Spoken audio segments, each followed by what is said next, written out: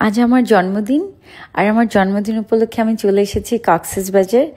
এভাবে সমুদ্রের সামনে দাঁড়িয়ে আমার জন্মদিন উদযাপন করব, এটাই ছিল আমার শখ। আর এই বছর আমি আমার সব বন্ধু বান্ধব সবাইকে রেখে চলে এসেছি কক্সবাজার।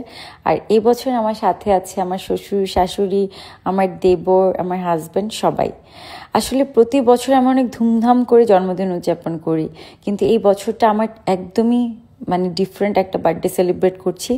কারণ বিয়ের পর আমার প্রথম জন্মদিন আমার নতুন পরিবারের সাথে, তাও আবার কক্সবাজার সমুদ্র সৈকতের সামনে। এটা আমার কাছে খুবই আনন্দদায়ক মুহূর্ত।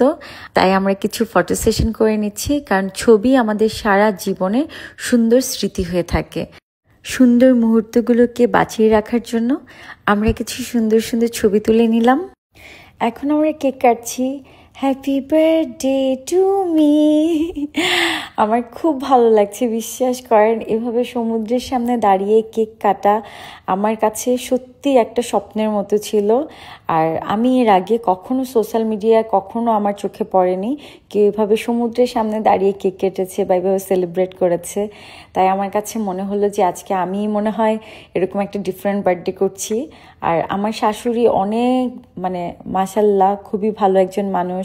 আমার শ্বশুর শাশুড়ি বলেন আই এম সো লাকি যে আমি এত সুন্দর একটি পরিবার পেয়েছি। সো সবাই আমাকে অনেক উইশ করেছে, অনেক ভালোবাসা দিয়েছে। আর সাজিল তো কেক কেটে কেটে সবাইকে খাওয়াচ্ছিল। আমরা সমুদ্রের সামনে দাঁড়িয়ে দাঁড়িয়ে এখন কেক খাচ্ছিলাম। আর সাজিল সবাইকে, অন্যান্য পর্যটকরা ছিল তারাও আমাকে উইশ করেছে, আর সবাইকে সাজিল কেটে কেটে কেক দিচ্ছিল। আর খুব মজা করে করে সাজিল খাচ্ছিল। আর আমরা সমুদ্রের চারপাশে এত সুন্দর বাতাস আর এত সুন্দর ঢেউ, এত সুন্দর ওয়েদার, খুবই আমরা অনেক এনজয় করছিলাম। লাইফে ফার্স্ট টাইম সমুদ্রের মধ্যে দাঁড়ায় কেক কেটে খাচ্ছি। না না, কেটে দাও।